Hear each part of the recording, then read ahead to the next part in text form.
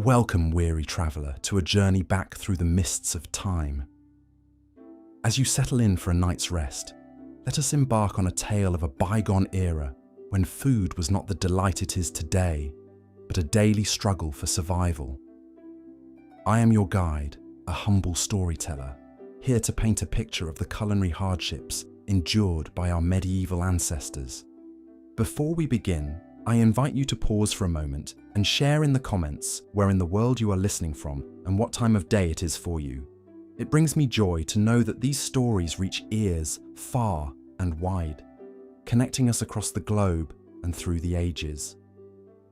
If you find yourself entranced by these whispers from the past, I encourage you to subscribe so that we may meet again on future adventures through history.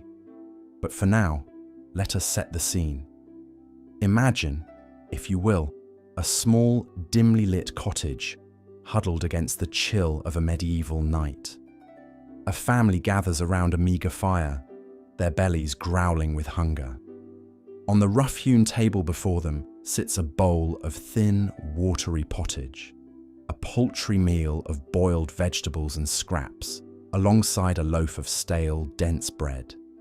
This is the fare that will sustain them, as it does most common folk of this time. In the Middle Ages, food was not a source of pleasure or abundance for the vast majority. It was a constant worry, a daily battle against scarcity, monotony, and the ever-present spectre of famine. The life of a medieval peasant was one of toil in the fields, of back-breaking labour to coax meagre crops from the earth. And yet, despite their efforts, the yields were often paltry, the harvests at the mercy of the elements and the whims of the nobility who owned the land.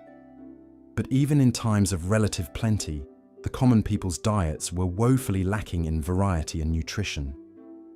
Most subsisted on a meagre rotation of pottage, bread, and perhaps a bit of cheese or ale if they were lucky. Meat was a rare luxury, reserved for the wealthy or for special occasions. The flavors were bland and monotonous, with precious few herbs and spices to enliven the palate. And then there were the dangers lurking in every mouthful. In a world without refrigeration, food spoiled quickly, and the risk of illness from contaminated victuals was ever present. The very water they drank was often tainted with disease, making ale and beer the safer choice for quenching thirst. But even these could be hazardous if unscrupulous brewers used unsavory additives to mask the taste of inferior ingredients. This, dear listener, was the lot of the common folk in medieval times. A life of hunger, of monotony, of daily dangers in the very sustenance they depended on. But their plight was not shared by all. For the wealthy and powerful, food was a symbol of status and excess, a chance to flaunt their riches and indulge their appetites. As we embark on this journey through the annals of culinary history, we will see the stark contrast between the haves and the have-nots. We will witness the gluttony of kings and the desperation of paupers. We will uncover the perils and pitfalls of the medieval diet and the slow march of progress that brought us to the abundance we enjoy today.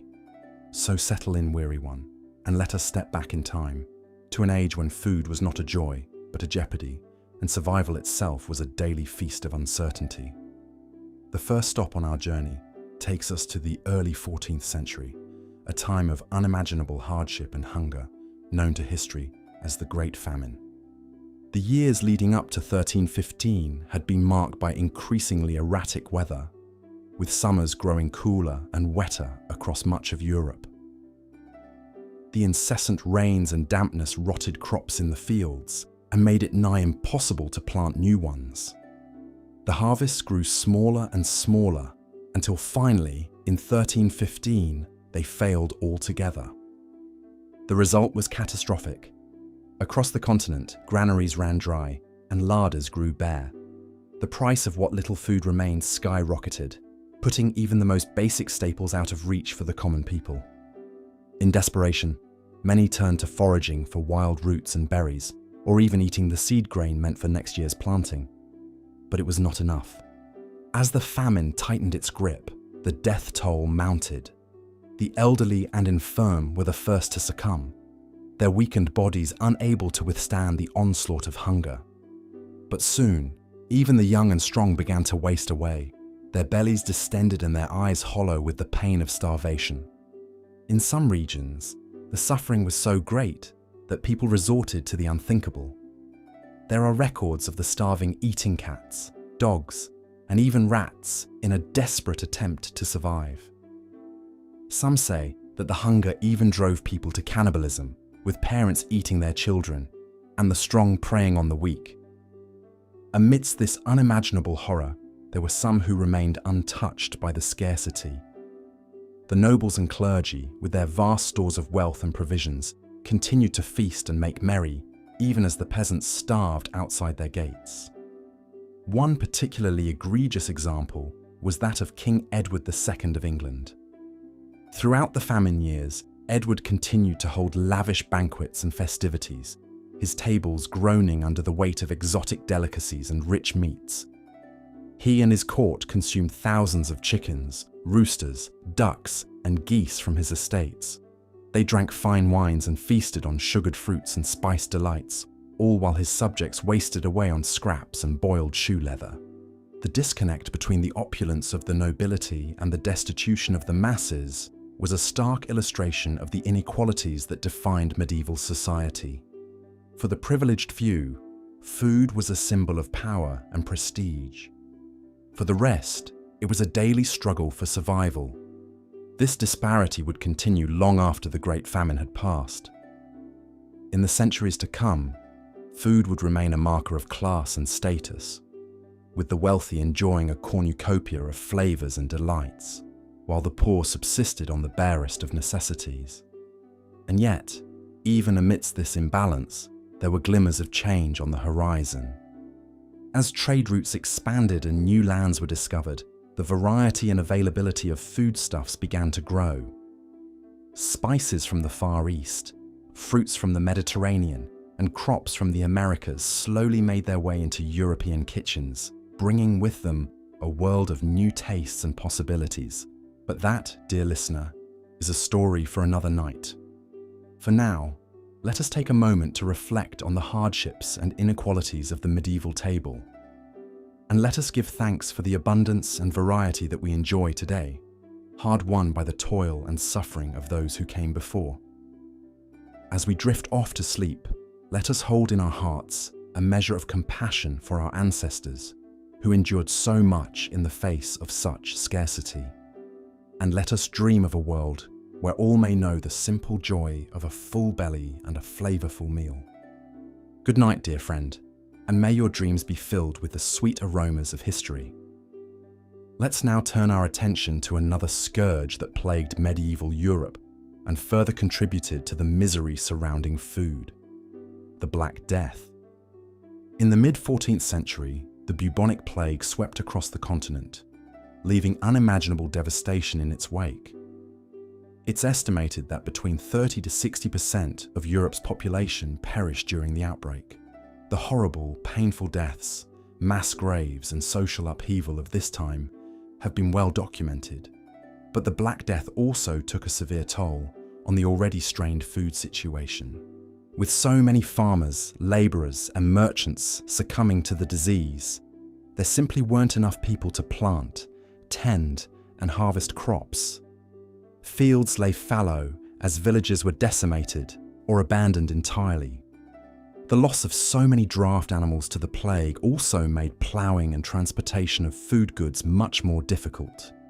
As a result, severe food shortages and famine soon followed the plague. Even in areas that had been relatively prosperous before, the prices of staple grains like wheat and rye skyrocketed, putting even basic bread out of reach for many. Those who could afford it subsisted on meagre meals of pottage and gruel, stretching their provisions as far as possible. But for the poorest, even these unappetizing options became impossible to obtain.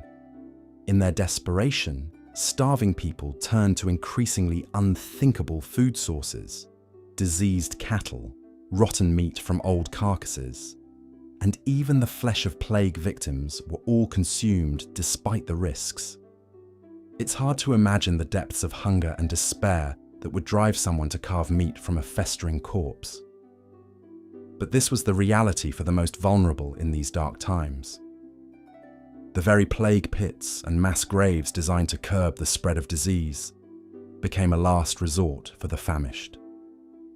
Of course, eating contaminated meat and decaying remains only served to further the spread of pestilence. It was a vicious, deadly cycle born of scarcity and ignorance. Medieval medicine had no concept of germs or how diseases like the plague were transmitted. They blamed the Black Death on bad air, divine retribution, or an imbalance of the humours. The idea that the sickness could be spread by rats or tainted food was still centuries away. So the plague raged on unchecked, the food shortages worsened, and the death toll mounted ever higher.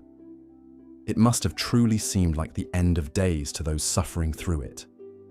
The stench of sickness and starvation hung heavy over so many towns and cities. Even the wealthy and powerful were not immune, though their suffering was usually less acute. They might still host feasts and banquets, but with fewer lavish delicacies and guests as the plague ravaged the land. The gluttony and conspicuous consumption of the noble class became even more pronounced against the backdrop of famine. There are records of bishops and lords holding opulent parties even as the starving peasants outside their walls wasted away.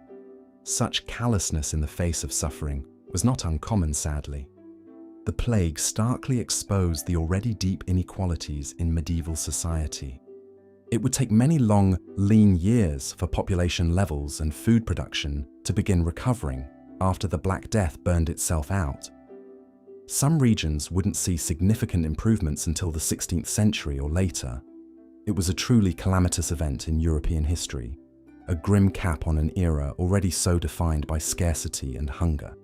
As we reflect back on the entirety of the medieval period, it's clear that food wasn't just an afterthought or a mere necessity for most people.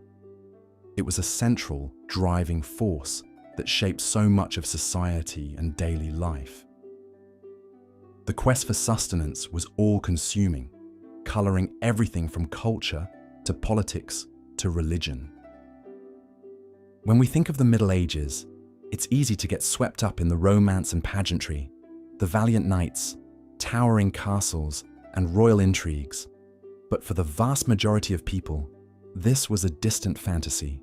Their reality revolved around the never-ending struggle to fill their bellies and fend off starvation for one more day. It's a profound thing to consider, especially from the relative comfort and abundance of the modern world. We can walk into a grocery store and find more variety and quantity than even the wealthiest medieval king could have ever dreamed of. Eating is no longer a dreary chore, but a vibrant, colourful part of our lives and cultures. So the next time you sit down to a hot, hearty meal, take a moment to really savour it.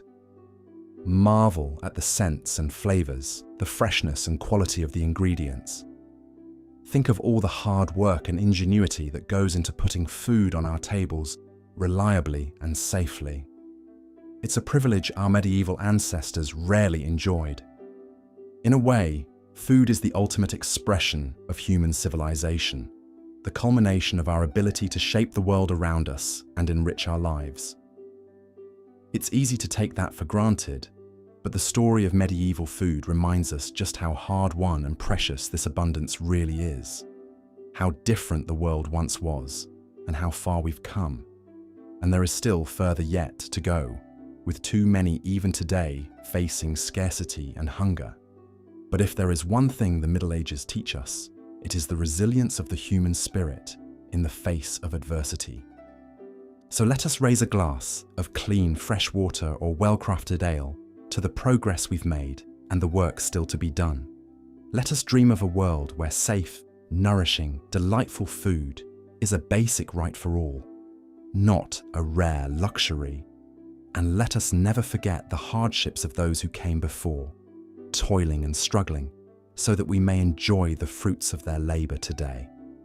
The story of food is nothing less than the story of human striving itself, ever upward through famine and feast, toward a better tomorrow.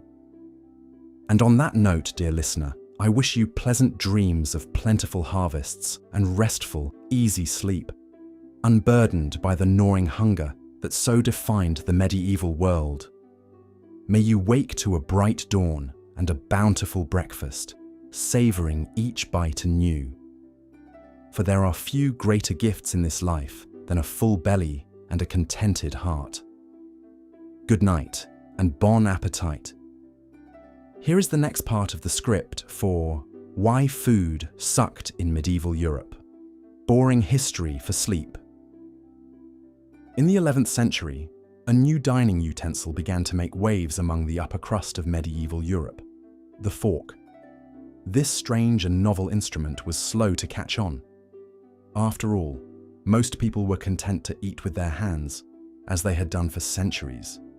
Forks were seen as a silly affectation, a fussy and unnecessary tool for the excessively refined. The fork is believed to have made its way to Europe from the Byzantine Empire, where small forks were used to eat sweets and other delicacies.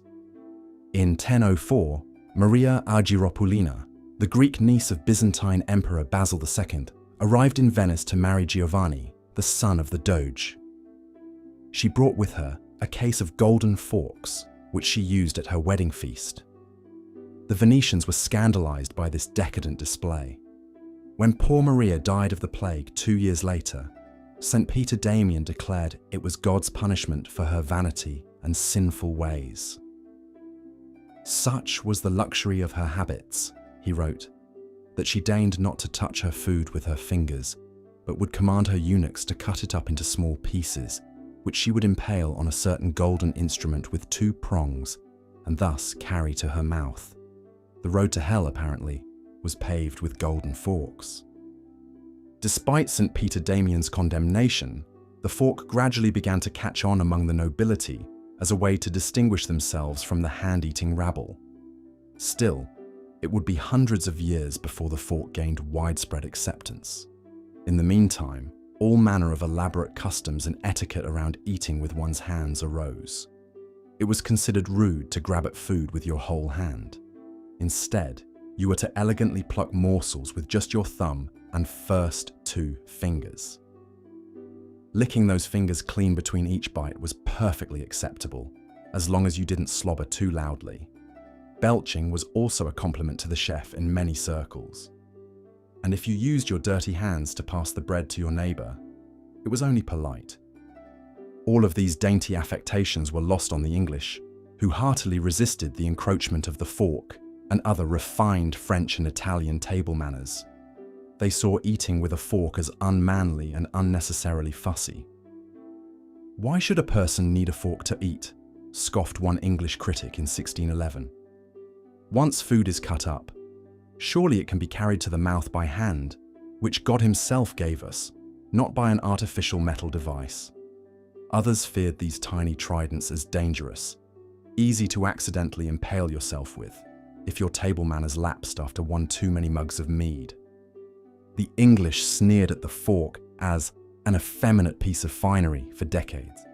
It took one of their own to finally break down their resistance, Queen Elizabeth I. The Virgin Queen was enamored with forks and took to carrying a set of her own wherever she traveled. With Elizabeth setting the trend, forks slowly became more acceptable, and soon no noble table was complete without them, lest you commit a gauche faux pas. By the mid-1600s, forks had become commonplace among the upper and middle classes. Still, they remained an unnecessary luxury for the lower classes, who continued eating with their hands, knives, and chunks of stale bread to sop up liquid and runny foods well into the 18th century. Forks did not become truly ubiquitous until mass production techniques in the 19th century made them affordable for the masses. So the next time you spear a morsel off your plate, take a moment to marvel at this once scandalous innovation that took centuries to overturn the knuckle-gnawing status quo. But forks were far from the only dining controversy of medieval Europe. The very act of eating was fraught with danger thanks to the foulest of threats, the bubonic plague.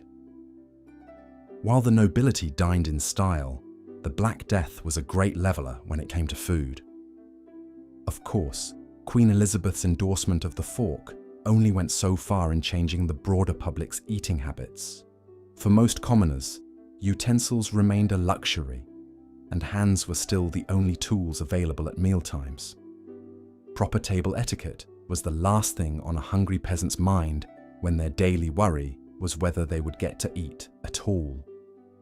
The 14th century brought that struggle for survival to a terrible crescendo with the arrival of the Black Death.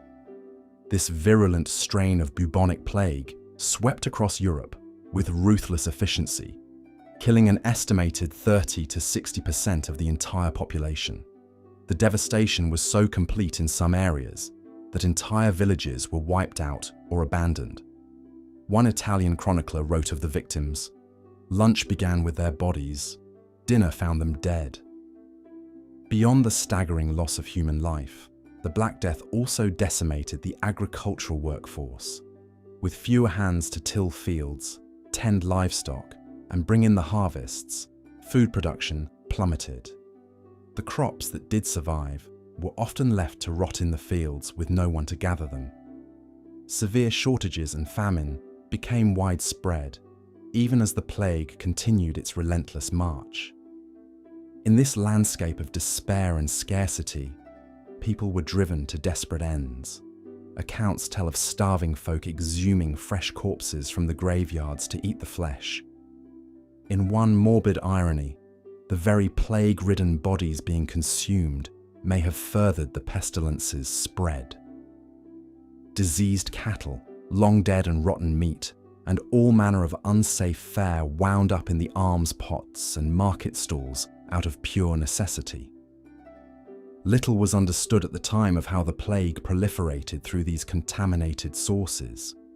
The few physicians that remained were at a loss to explain the plague's transmission or offer any effective treatments. Some blamed the disease on a miasma of bad air, others on an unfavorable alignment of the planets. Flagellation, bloodletting, and bathing in rosewater were put forth as cures, to no avail. The wrath of a vengeful god was most often invoked as the root cause, with the sins of gluttony and immoderation among the condemned vices. There was a kernel of truth to this moralizing. While the plague was no divine retribution, it did expose the perilous vulnerability of the medieval food system. The combined blows of mass death and agrarian disruption laid bare how precarious the balance was between subsistence and starvation for the populace. In the face of such an existential threat, the old social bonds and feudal obligations began to break down. With so many dead, labour was now at a premium, and the surviving peasants found themselves with newfound bargaining power. This shift would eventually lead to improved conditions and wages for the working class, though such changes were hard-won through generations of uprisings like the Peasants' Revolt of 1381.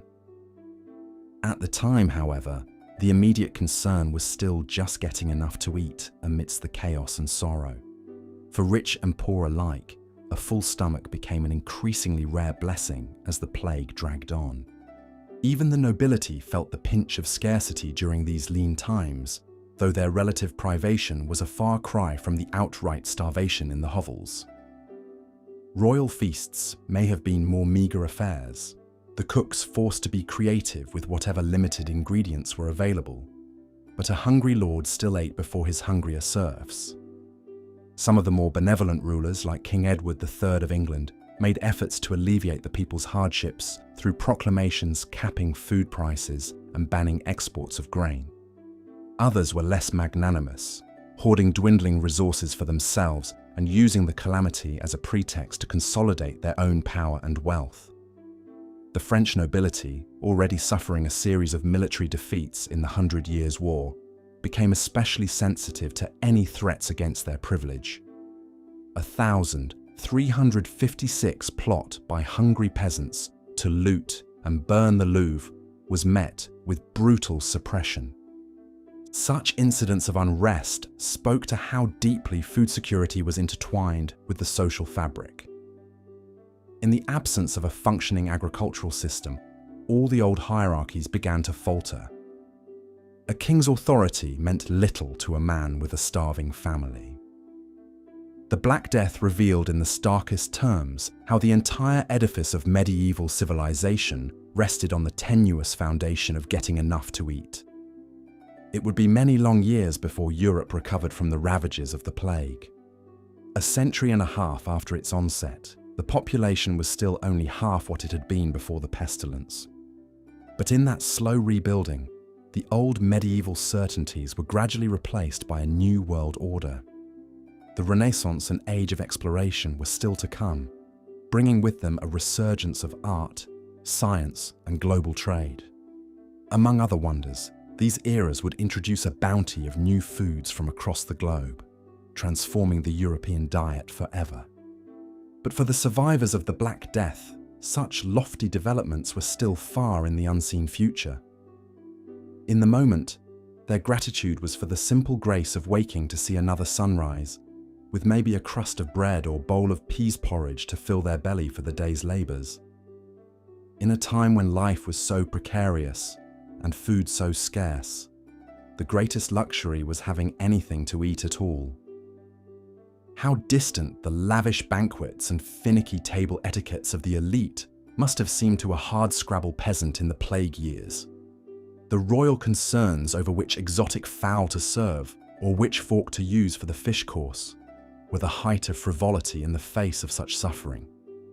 And yet, those elaborate customs and conspicuous feasts were in their own way also an anxious response to the ever-present spectre of hunger and disease. The Black Death spared no one, and in its aftermath, the need to savour and celebrate what blessings remained, however small, must have felt all the more urgent. Still, there's no denying that when it came to food in medieval times, the proverbial table was tilted quite steeply. For every one pampered noble nibbling delicacies off a silver trencher, there were 100 serfs thankful for a scrap of gristle. The grim business of filling one's stomach consumed much of life's toil, and all too often ended with the stomach just as empty. It's a state of precarity that is hard for many of us to imagine today, when even a pauper's diet would be a kingly feast by medieval standards. So the next time you sit down for a meal, however humble, pause for a moment to savour it, revel in each flavour and texture, and marvel at the abundance of options that surround us. Offer up a word of thanks that we can enjoy our food without fear of famine or pestilence, or some harsh lord taking it from our hands. Appreciate each forkful for the hard-won luxury that it is, and maybe spare a compassionate thought for those long-ago peasants who didn't have it nearly so good. Bon appétit! Meanwhile, the upper echelons of medieval society were as far removed from the peasant's plight as could be. Kings, nobles, and high-ranking clergy enjoyed lavish feasts and banquets that stood in stark contrast to the meagre fare of the masses. Where a peasant might subsist on a thin, tasteless pottage and a crust of stale bread, the wealthy dined on sumptuous spreads of rich dishes, exotic delicacies, and fine wines. Picture the great halls of castles and manors filled with long tables, practically groaning under the weight of the feast laid out upon them. Roasted meats were the centerpiece, succulent cuts of beef, pork, venison, even swan and peacock, glazed with honey and spices. Savoury meat pies were a favourite, their flaky crusts concealing fillings of game birds or fish, seasoned with ginger, saffron and pepper. On meatless days dictated by the church, the cooks would prepare elaborate dishes of lobster, crab and lamprey, that strange eel-like fish so favoured by English kings. Between the meaty main dishes were a dazzling array of sides, intricate moulded jellies, creamy sauces, and the ever-present trenchers of bread to soak up every drop.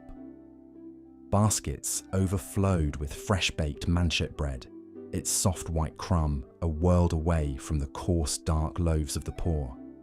There were pies and tarts and flans, stuffed with fruit or custard or cheese, and subtleties, those whimsical sculptural creations of sugar, marzipan and gilt, depicting castles, ships, or allegorical figures. All of this would be washed down with copious amounts of wine, mead, and ales. But the true hallmark of a noble feast was the sheer abundance and variety of dishes. A banquet for the highborn might feature a dozen or more separate courses, each containing multiple dishes. There would be roasts and potages, fricassees and ragouts, sauces and soups, tarts and tortes, compotes and confits. The aim was to dazzle and delight with the sheer opulence of it all, and to display the wealth and status of the host. One of the most famously extravagant feasters of the Middle Ages was King Henry VIII of England. This corpulent king was renowned for his prodigious appetites, and not just for food, but his banquets were legendary. A single feast to celebrate the visit of a French ambassador in 1520 reportedly featured an astonishing 89 different dishes, including venison, peacock, heron, capon, lamprey, sturgeon, and all manner of sweetmeats and subtleties. Such extravagance was not without its critics. The medieval church preached the virtues of asceticism and moderation, and gluttony was considered one of the 7 deadly sins. But for the wealthy and powerful, such pious restraints seem to have been honoured more in the breach than in the observance. After all, when famine stalked the land and the peasants struggled to scrape by, what could be a more potent symbol of privilege and power than a groaning table piled high with rich foods? Of course, even the sumptuous feasts of the nobles were not without their hazards. Rotten meat and contaminated dishes could sicken or even kill, and the liberal use of spices might mask the taste of spoiled ingredients. But the perils of the pantry paled in comparison to the very real dangers of starvation and malnutrition faced by the mass of medieval peasants. So the great halls echoed with the clatter of trenchers and goblets, the minstrels' songs and the lords' laughter, while in the hovels and huts beyond the manor walls, the common folk made do with their meagre morsels, and dreamed of a world where a full belly was more than just a rare feast day treat. The chasm between their two realities was as wide as the moat that separated castle from countryside. But even amidst the wretched food landscape of the Middle Ages, there were small shoots of change and progress that would, ever so slowly, bear fruit. Take the humble fork, for instance. Today, we take this everyday eating implement for granted, but in medieval Europe, it was a rarity and a subject of some controversy. For centuries, most people simply ate with their hands, using trenchers of bread or wooden bowls to scoop up their food. Knives were common enough for cutting, but the spoon and fork were relative latecomers to the medieval table. The first forks were small, two-pronged affairs, used mostly for spearing and serving food, rather than conveying it to the mouth. Many regarded them as a curious foreign affectation, a suspiciously dainty tool for the effete or the aristocratic. It wasn't until the 11th century that table forks began to make inroads among the European elite, particularly in the Byzantine Empire and the Italian states. Legend has it that a Byzantine princess brought forks to Venice on the occasion of her marriage in 1004, scandalizing the locals with her decadent and unnatural eating habits. But slowly, the fork gained a fork hold, if you'll pardon the pun. By the 16th century, forks had become a staple of upper-class dining in Italy, with ornate and elaborate designs in gold and silver adorning the tables of the wealthy. From there, they spread to France and England, although not without some resistance. Some English clergymen denounced the fork as an insult to God's good gifts, while the notorious glutton Henry VIII refused to countenance its use in his court. But perhaps the fork's most famous champion was Queen Elizabeth I of England. The Virgin Queen was known for her love of luxury and her trend-setting ways, and she helped popularize the fork as an essential tool for refined dining. It's said that she owned a set of silver forks engraved with her royal crest, and that she insisted on using them at all her meals, much to the consternation of her more conservative courtiers. Slowly but surely, the fork wormed its way into the halls and houses of the highborn, becoming a symbol of sophistication and status. Along with it came a whole host of other table manners and customs, from the placement of the napkin to the proper way to hold one's knife. These elaborate dining rituals served to distinguish the nobility from the common rabble, who continued to eat with their hands and share communal dishes well into the modern era. But for all the fancy flatware and fastidious etiquette, the fundamental fare of the upper classes remained largely unchanged throughout the Middle Ages. Meat, pies, and sweet treats dominated the menu, with nary a vegetable to be seen. The rich might enjoy a greater variety and quality of food than the poor, but their diets were hardly healthier. Indeed, many nobles suffered from ailments like gout and digestive disorders brought on by their rich and fatty diets. And then, of course, there were the great levelers, famine and plague. No amount of wealth or status could shield one from the ravages of crop failure or the Black Death. When the fields lay fallow and the granaries ran bare, even kings and queens might feel the pinch of hunger. And when the plague stalked the land, it claimed rich and poor alike, laying waste to castle and cottage with equal ferocity. In the wake of the Black Death, which wiped out as much as half of Europe's population in the 14th century, food shortages and economic upheaval were rampant. With so many farmers and labourers dead, there were simply not enough hands to work the land and bring in the harvests. Grain rotted in the fields, livestock wandered unattended, and hunger gnawed at the bellies of the survivors. In desperation, people turned to whatever food sources they could find. They hunted game in the forests, fished the rivers and streams, and foraged for wild plants and mushrooms. They slaughtered their precious cattle for meat, even though it meant depriving themselves of milk and dairy. And in the darkest days of famine, some even resorted to the ultimate taboo, cannibalism. Yes, there are records of starving people digging up fresh graves to eat the corpses, or even killing and consuming the living. In one particularly grim account from 14th century France, a group of peasants was caught roasting a child on a spit over a fire. Such tales may be the stuff of nightmares, but they reflect the very real horrors of a world where food was scarce and starvation an ever-present spectre. Of course, the wealthy and powerful were not immune to the deprivations of famine and plague, but they had resources and options that the poor did not. They could flee to their country estates to escape the contagion of the cities, or import food from far-flung regions to supplement dwindling local supplies.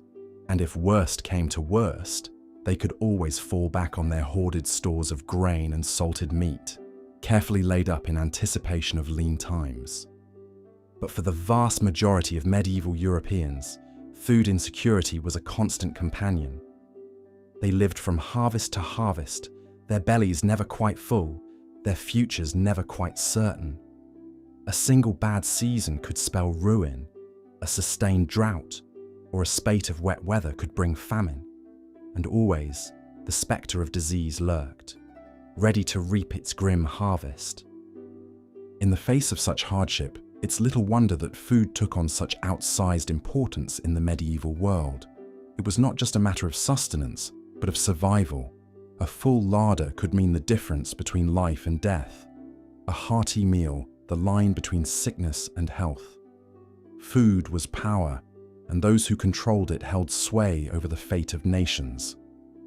So the great lords and ladies feasted in their halls, while the peasants scrounged for scraps. The spice traders grew rich on the yearnings of a flavour-starved populace, while the bakers and brewers plied their trade in the shadow of the gallows. And through it all, the endless cycle of feast and famine, plenty and privation, rolled on, a reminder of the fragility and precariousness of life in a world where food was never a given. Today, we take for granted the abundance and variety of our modern diets, the ease and convenience of our food systems. But spare a thought as you sit down to your next meal. For the medieval peasant, huddled over a bowl of thin gruel, dreaming of a world where hunger was not a constant companion and a full belly not an impossible luxury. For in their struggles and their sacrifices, in their hunger and their hopes, we can see the roots of our own food culture and the long, winding path that led us to the bounty we enjoy today. It was a time of extremes. While the wealthy feasted on exotic delicacies, the common folk struggled to fill their bellies with even the most basic fare. The gluttony of the upper class knew no bounds, with lavish banquets featuring an endless array of dishes designed to impress and overwhelm. Kings like Henry VIII of England were renowned for their insatiable appetites and extravagant tastes. Henry's court was a constant whirlwind of feasts and revelry, with tables groaning under the weight of roasted meats, savoury pies, and sugary confections. The king himself was said to have a prodigious appetite, often consuming a staggering 5,000 calories a day in his prime. For Henry and his fellow nobles, food was not just a necessity, but a symbol of power and prestige. They saw it as their divine right to indulge in the finest delicacies the land had to offer, and they did so with gusto. Banquets would stretch on for hours, with a dizzying array of dishes paraded before the guests in an ostentatious display of wealth and excess. One particularly extravagant feast thrown by Henry in 1531 reportedly featured over 60 different dishes, including roast venison, boar's head, and a magnificent pie containing a live frog, which leapt out when the crust was cut, much to the surprise and delight of the assembled courtiers. But while the nobility gorged themselves on rich foods and fine wines, the common people often went hungry. For them, the sin of gluttony was not a temptation, but an impossible dream. They subsisted on a meagre diet of pottage and bread, with little variety or nutrition to speak of. In times of scarcity, even these humble staples could be hard to come by. During the Great Famine of 1315 to 1317, crop failures and widespread starvation led many desperate peasants to resort to eating dogs, cats, and even human flesh to survive. Meanwhile, the nobility continued to feast in their grand halls, blissfully unconcerned with the suffering of their subjects. This glaring disparity between the haves and have-nots was a defining feature of medieval society, and nowhere was it more evident than in the realm of food. While the upper class indulged their every culinary whim, the masses struggled to eke out a bare existence on whatever scraps they could find. Even in times of relative plenty, the food available to the average person was often of poor quality and dubious safety. Bread, the staple of the medieval diet, was frequently adulterated with fillers like sawdust, chalk, or even ground-up animal bones to stretch the flour and increase profits for bakers. The Bakers' Assize of 1266 attempted to regulate these practices, setting strict standards for the weight, price, and purity of bread sold in England. Bakers who were caught cheating their customers could face harsh punishments, including fines, imprisonment, or even public humiliation in the stocks.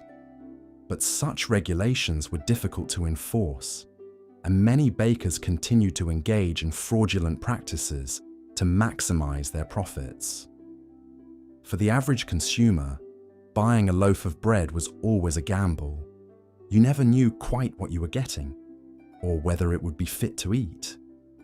Similar hazards lurked in other common foodstuffs, like ale and pottage. Unscrupulous brewers would often use cheap, potentially toxic additives to make weak ale more intoxicating, such as henbane, belladonna, or even hallucinogenic mushrooms. These substances could cause a range of unpleasant and dangerous side effects, from nausea and vomiting to hallucinations and even death. Pottage, the thin vegetable soup that formed the backbone of the peasant diet, was not much safer. Made from whatever scraps and leftovers were available, pottage could contain anything from rotten vegetables to bits of spoiled meat or mouldy bread. consuming such fare on a regular basis could lead to a host of health problems, from malnutrition to food poisoning. But for many people, there was simply no other choice.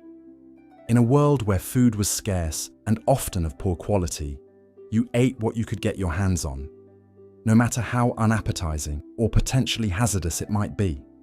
Of course, there were some efforts to improve the safety and quality of food in the Middle Ages. The Assize of Bread and Ale in 1267 sought to crack down on the use of dangerous additives in beer, while the rise of guilds and professional organizations helped to standardize and regulate food production to some extent. But these efforts were often piecemeal and inconsistently enforced, and they did little to address the underlying problems of poverty, scarcity, and inequality that plagued medieval society. For the vast majority of people, food remained a constant source of struggle and uncertainty, a daily reminder of their precarious existence in a harsh and unforgiving world. Even the simple act of eating itself could be fraught with peril in the Middle Ages. Before the introduction of the fork in the 11th century, most people ate with their hands, using bread as a sort of makeshift utensil to scoop up food from a communal bowl or trencher. This practice was not only messy and unsanitary, but it also contributed to the spread of disease, as people shared food and drink from the same vessels without any means of hygiene or sterilization. In a time when diseases like the plague were rampant, such communal eating habits could have deadly consequences. The introduction of the fork, along with other table manners and etiquette, was a slow and gradual process that began among the upper classes as a way to distinguish themselves from the rude and uncouth masses. The use of utensils and individual place settings became a mark of refinement and civility, a way to elevate the act of eating from a base necessity to a social and cultural ritual. One of the earliest proponents of the fork was the Byzantine princess Maria Argyropoulos, who brought the novel implement with her to Venice upon her marriage to the son of the Doge in 1004. However, her use of the fork was initially met with scorn and ridicule by the Venetians, who saw it as an affectation of a foreign culture. It would take several more centuries for the fork to catch on more widely in Europe, with its use gradually spreading from Italy to France and beyond. By the 16th century, forks had become a common sight on the tables of the nobility, although they were still seen as somewhat of a novelty item. In England, it was Queen Elizabeth I who helped to popularize the use of the fork, after she was gifted a set of silver forks by the Italian merchant Giovanni Battista Castiglione in 1570. The Queen took to using the forks with great enthusiasm, and soon other members of the court were following her lead. But while the use of the fork and other table manners was becoming increasingly common among the upper classes, the vast majority of people continued to eat with their hands. For them, the idea of using a separate utensil for each dish or course was simply a foreign and unnecessary concept, a frivolous affectation of the wealthy and powerful. As such, the rise of the fork and table manners in the Middle Ages can be seen as a reflection of the deep social and economic divisions that characterized the period. While the nobility indulged in increasingly elaborate and refined dining rituals, the common people continued to struggle for survival, eating whatever meager fare they could scrounge up with their bare hands. These divisions would only be exacerbated by the onset of the Black Death in the 14th century, which devastated populations across Europe and led to widespread food shortages and famine. With so many people dying of the plague, there was simply not enough labor to work the fields and bring in the harvests, leading to widespread crop failures and starvation. In desperation, many people resorted to eating whatever they could find, no matter how unappetizing or potentially hazardous it might be. Diseased cattle, rotten meat, and even the corpses of plague victims were all consumed by starving people, who had little other choice if they wanted to survive. But even in the midst of such unimaginable suffering and hardship, the wealthy and powerful continued to indulge in their gluttonous feasts and banquets. blissfully unconcerned with the plight of the masses. While peasants starved in their hovels, nobles gorged themselves on roasted meats and sugary confections, secure in their privilege and power. It was a cruel irony that would come to define the Middle Ages, a time when food was both a necessity for survival and a symbol of the deep inequalities that plagued society. For the rich, food was a source of pleasure and prestige, a way to flaunt their wealth and status. But for the poor, it was a constant struggle, a daily battle against hunger, disease, and despair. In the end, the story of food in the Middle Ages is one of extremes, of feast and famine, of gluttony and starvation, of privilege and privation. It is a testament to the resilience and ingenuity of the human spirit that people were able to endure such hardships and find ways to sustain themselves in the face of such overwhelming odds. But it is also a reminder of the importance of food as a basic human right, and of the need for societies to ensure that everyone has access to safe, nutritious, and sufficient food. In a world where millions of people still go hungry every day, the lessons of the Middle Ages remain as relevant as ever, a call to action to build a more just and equitable food system for all.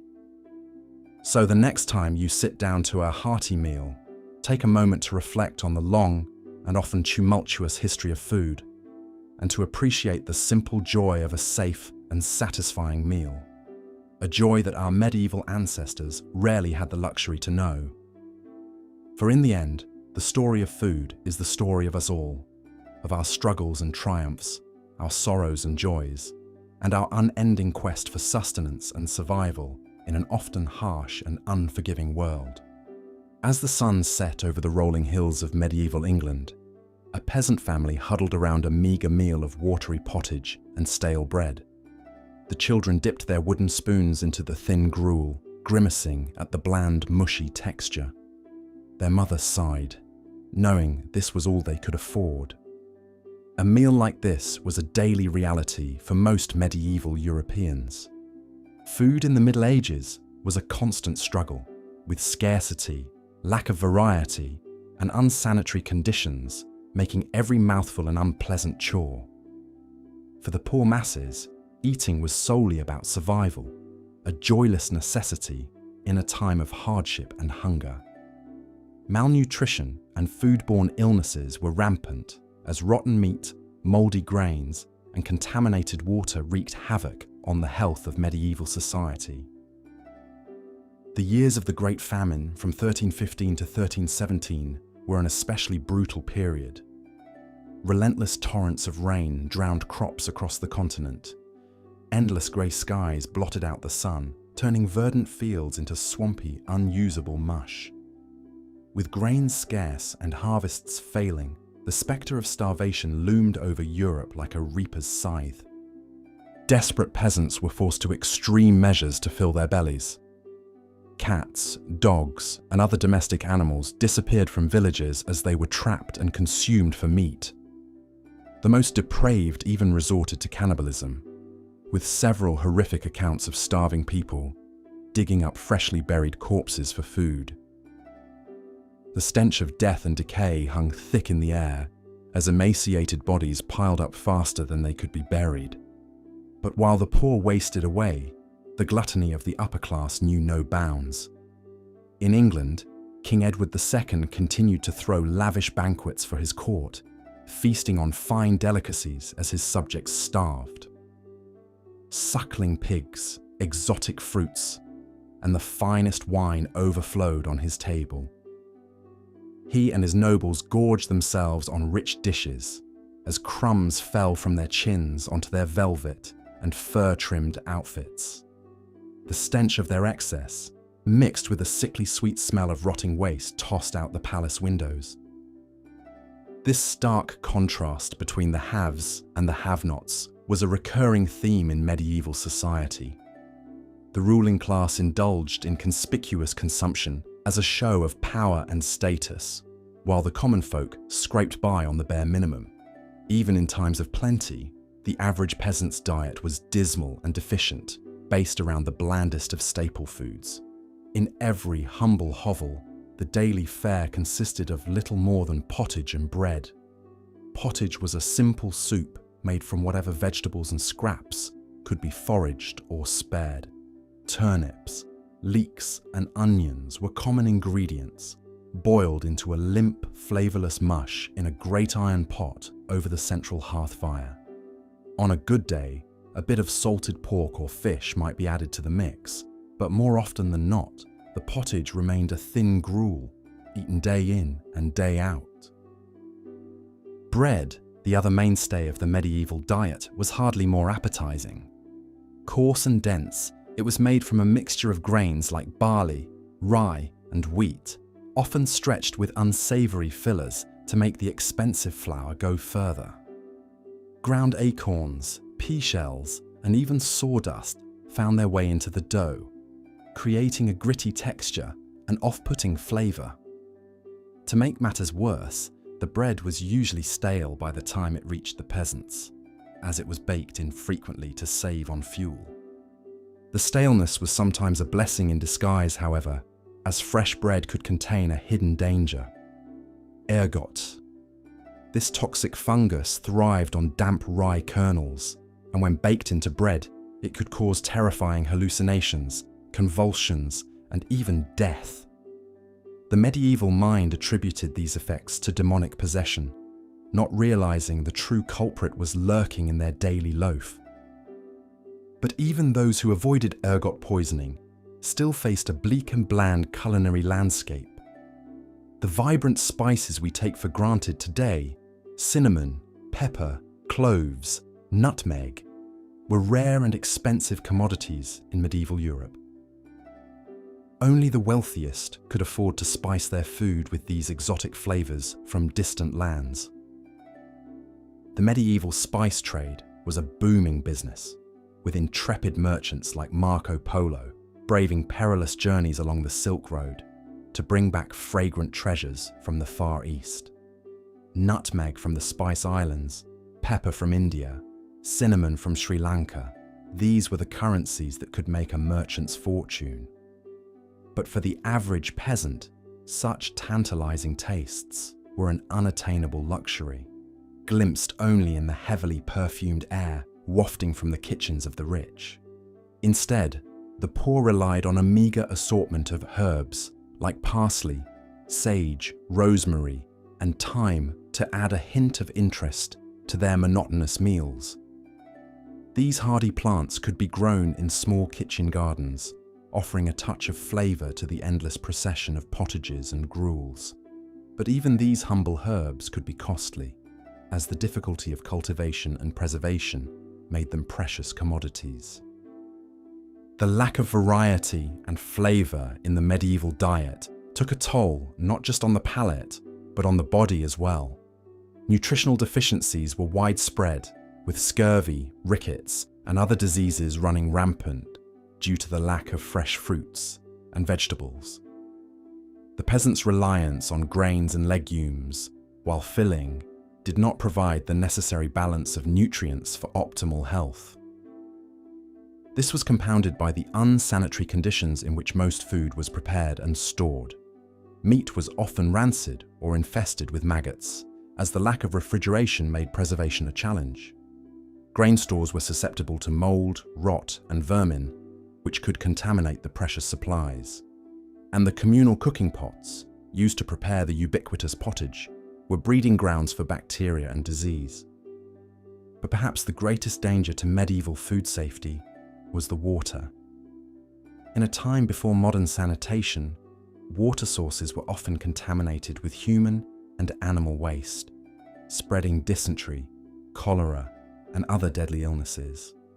The risk was so great that most people avoided drinking water altogether, instead turning to ale and beer as their primary beverages. These fermented drinks were safer than water, as the alcohol content helped to kill off harmful microbes. But they also presented their own set of problems. Unscrupulous brewers, looking to stretch their profits, would sometimes adulterate their ale with hazardous additives like henbane, a toxic plant that could cause hallucinations and even death in high doses. To combat these practices, In 1267, King Henry III of England passed the Assize of Bread and Ale, which regulated the price, quality, and ingredients of these staple foods. Brewers and bakers who were caught cheating their customers faced harsh punishments, from fines to public humiliation in the stocks. But even with these measures in place, the danger of tainted food and drink remained a constant threat. For the wealthy, however, such concerns were of little consequence. They could afford to indulge in the finest delicacies, imported from far-off lands and prepared by skilled cooks.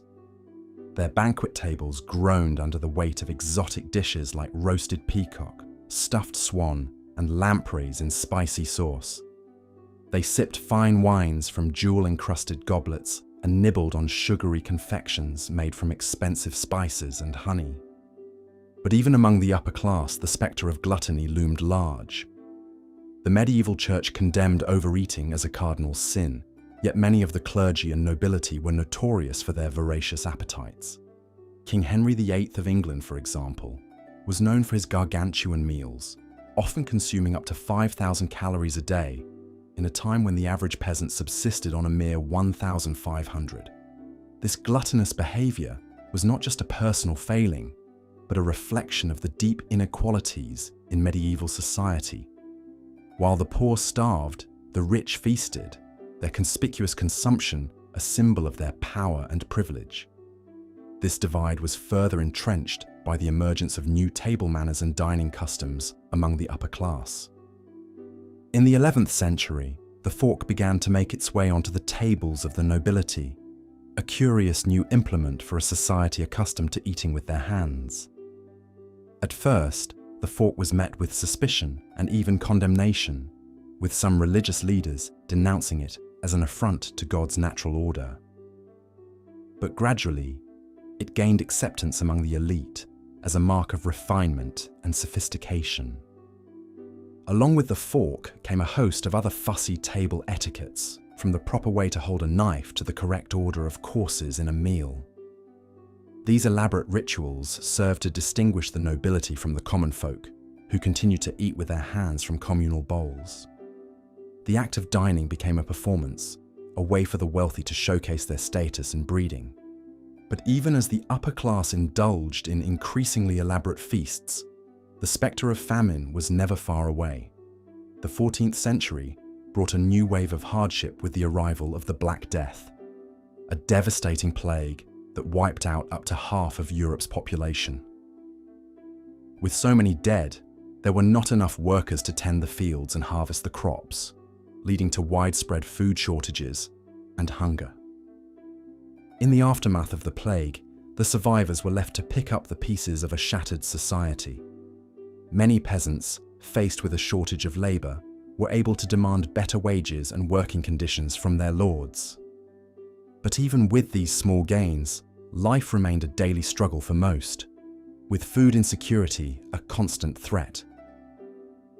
As the centuries passed, the medieval world slowly gave way to the modern era, with new technologies and trade routes transforming the culinary landscape.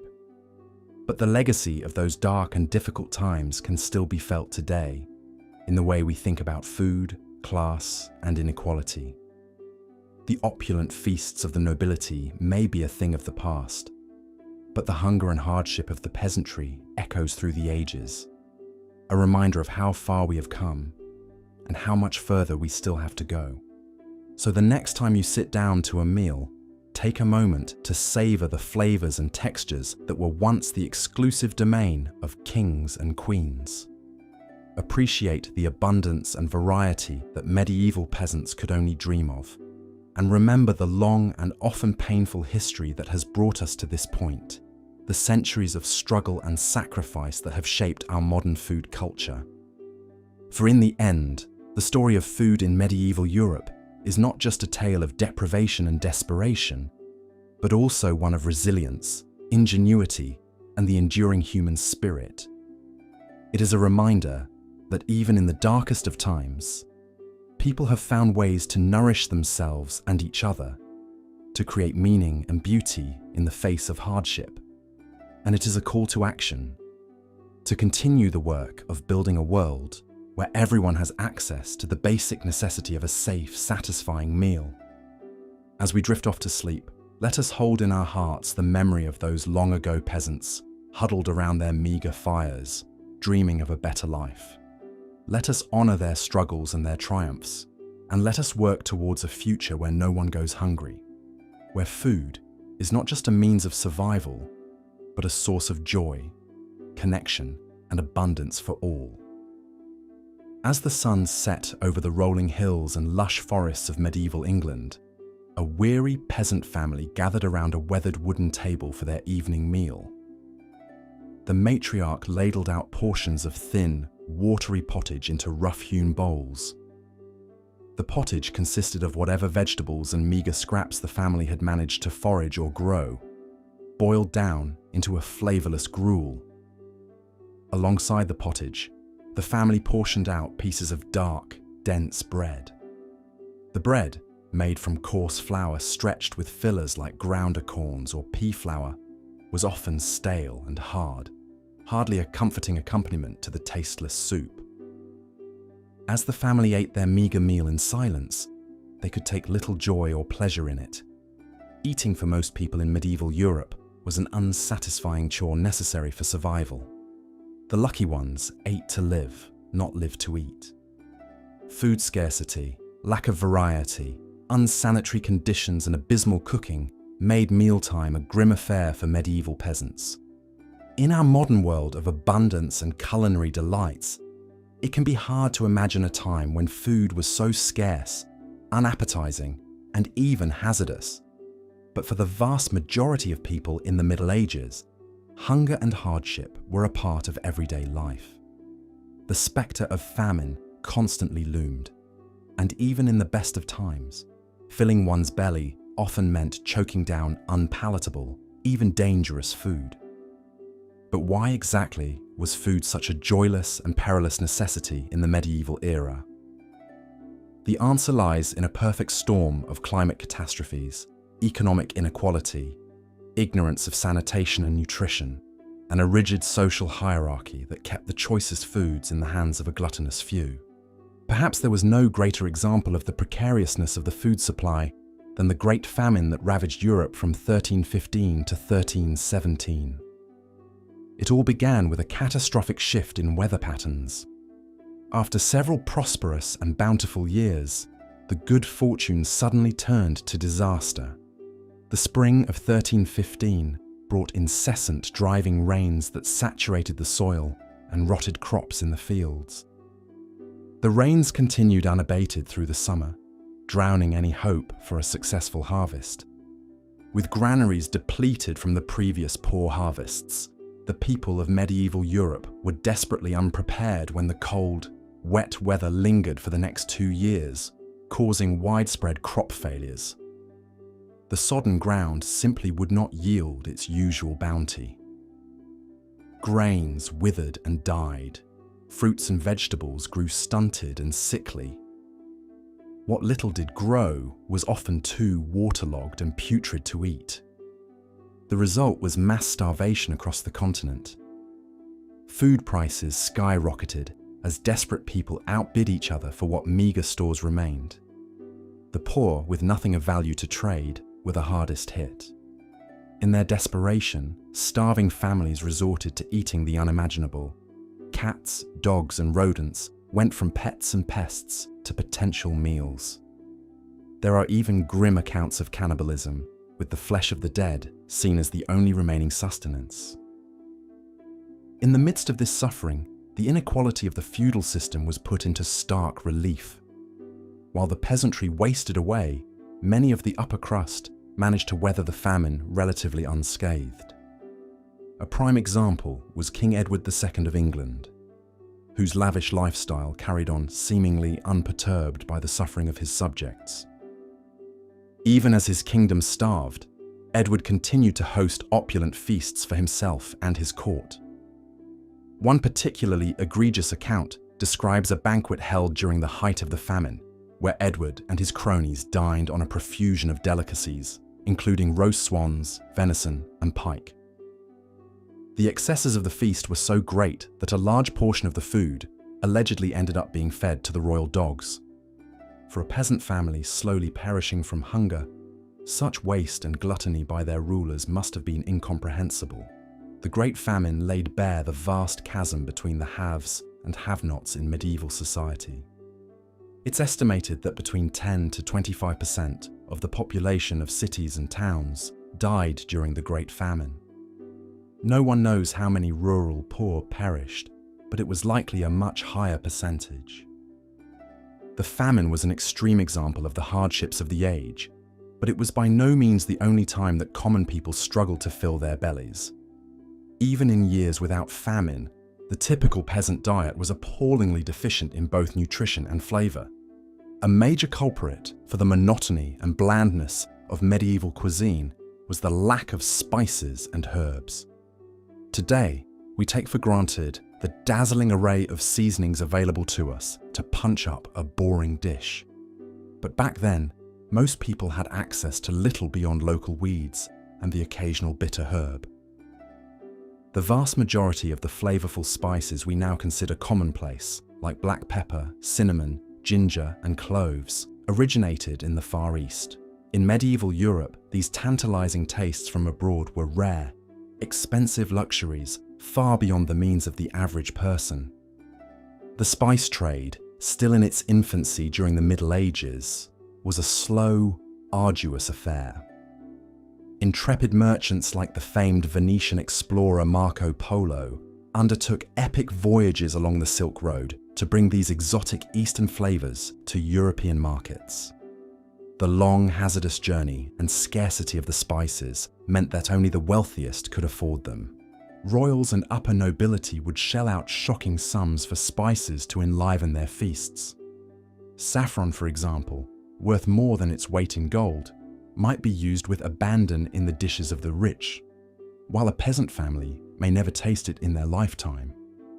Spices became an important status symbol, a sign of affluence and prestige that set the upper class apart. The desire for these rare and valuable commodities gave rise to guilds of spicerers and pepperers, tradesmen who dealt exclusively in the spice market. These professional spice merchants held great power and influence, controlling the flow of flavours into the coffers of the rich. One such spice aficionado was King Edward I of England, who was known for his love of expensive spices. During his reign in the late 13th century, Edward's royal household blew through spices at an astonishing rate. Records show that the royal kitchens went through several pounds of spices like mace, caraway, and cardamom every single day. To put that in perspective, a skilled tradesman of the time would have to work for a year to afford a pound of the cheapest spices. The extravagance was so great that Edward eventually had to issue a proclamation attempting to rein in the reckless spending on seasonings. Meanwhile, the serf toiling in the fields could only dream of such luxuries as he supped on his daily pottage. Pottage, a thin vegetable soup, was the cornerstone of the peasant diet. The recipe was simple. Toss whatever vegetables and scraps could be had into a cauldron of boiling water and wait. Since most serfs grew the same few staple crops, barley, onions, peas, beans, and turnips, on their lord's land, pottage tended to be a rather drab and tasteless affair. The truly unlucky might even find themselves eating a famine pottage of foraged weeds and tree bark. A far cry from a fragrant curry or zesty stew, pottage was more grim fuel than enjoyable fare. The other mainstay of the medieval peasant diet was bread, and often bad bread at that. Wheat was an expensive commodity, so most bread was made from lower quality grains like rye or barley. To stretch the meagre flour supply even further, bakers would cut the meal with fillers like ground peas, acorns, or even sawdust and chalk. The result was bread that was dense, coarse, and often rife with contaminants. It wasn't uncommon for the bread to be mouldy or infested with worms and insects. But for many, even foul bread was better than no bread at all. Those who could afford it would purchase their bread from professional bakers, but they too were at the mercy of unscrupulous purveyors. The problems with substandard bread became so widespread that in 1266, King Henry III of England enacted the Assize of Bread and Ale, a law that regulated the price, weight, and quality of bread sold by bakers. Bakers who were caught cheating their customers by selling underweight or adulterated loaves were subject to harsh fines or even corporal punishment. In one infamous case, a baker in London was caught selling bread that contained ground peas, beans, and vetches instead of pure wheat flour. As punishment for his deception, the baker was dragged through the streets of the city with the offending loaf of bread hung around his neck before being pilloried and fined a hefty sum. But even with the threat of such consequences, many bakers continued to cut corners and cheat their customers. For the poor who depended on bread as a staple food, this could have disastrous consequences. Eating mouldy or contaminated bread could lead to serious illness and even death. If bread was a risky proposition, then drinking was an even more perilous affair in medieval times. Clean drinking water was a rarity, as most water sources were contaminated with sewage and waste. As a result, ale and beer were the most common beverages, consumed by everyone from children to the elderly. But just as with bread, the ale of the time was often far from pure or wholesome. Unscrupulous brewers would often stretch their product with cheaper, sometimes hazardous ingredients. One popular additive was henbane, a toxic plant that when consumed in ale would produce feelings of intoxication and hallucination. Other common adulterants included more benign ingredients like eggs, rushes, or roasted apples, but some brewers would even resort to adding things like chalk, sawdust, or poisonous darnel seed to increase profits. The use of these questionable additives was so widespread that in 1487, authorities in England passed the first law regulating the purity of ale. The dangers of contaminated ale were well known, even if the exact causes were not. In 1375, the London poet William Langland penned a cautionary tale in his work, Piers Plowman, about a group of gluttons who indulged in too much perilous ale. And then glutton goes to sleep, and the fire catches his guts. He pisses a gallon in the space of a mile, and blows his loud horn at his backside, and buffets his buttocks as though they were drums. Graphic scatological humour aside, Langland's verse highlights the very real risk of falling ill from contaminated ale. With no knowledge of microbes or sanitation, drinkers were at the mercy of the integrity of their brewers. But while the poor guzzled dubious homebrews, the upper echelons enjoyed a very different drinking experience. The wealthy could afford to import fine wines from France and Italy, or sip on mead made from expensive honey. They even had the luxury of adding spices to their wine in a precursor to modern mulled wine. This disparity between the haves and have-nots extended to all aspects of food culture in the Middle Ages. While the peasantry subsisted on a diet of gruel, bad bread, and tainted ale, the nobility indulged in lavish feasts with all the trappings of exotic ingredients and fine dining. A typical banquet for the upper classes would have been a sight to behold, with dozens of elaborate dishes served in numerous courses. Roasted meats like venison, boar, and swan were popular centerpieces, often seasoned with precious imported spices and presented in dramatic decorative fashions. Other delicacies might include dishes like roast peacock, served in its own colourful plumage, or lampreys, jawless fish that were considered a particular treat. Sweets and desserts were also an important part of the feast, with dishes like quince tarts, marchpane, a type of marzipan, and figgy pudding rounding out the meal. All of this opulence was in stark contrast to the meagre rations of the lower classes. While a peasant family might subsist on a few pounds of bread and a pot of vegetable scraps for a week, a noble household could easily blow through several £100 of meat and gallons of wine in a single feast. This gluttony was not just a privilege of the upper classes. but was seen as a symbol of their power and prestige. Kings and nobles would often host grand feasts as a way to show off their wealth and curry favor with their subjects.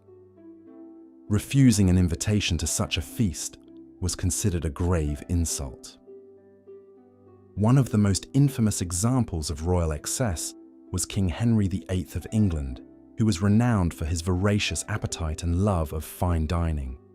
Henry's lavish banquets were the stuff of legend, with contemporary accounts describing tables groaning under the weight of countless dishes. A typical meal for Henry might include dozens of different types of meat, from venison and boar to peacock and swan, all seasoned with expensive, imported spices. He was also particularly fond of sweet dishes, and his cooks were known to create elaborate sugar sculptures and marzipan figures to decorate his feasts. But Henry's gluttony came at a cost. As he aged, his weight ballooned, and he began to suffer from a host of health problems, including gout, diabetes, and ulcerated legs. By the end of his life, he was so obese that he had to be winched onto his horse with a special mechanical device. Despite the cost to his health, Henry's love of food was seen as a sign of his power and virility. Gluttony, after all, was considered a sin only for the poor. For the rich and powerful, it was simply a perk of their station.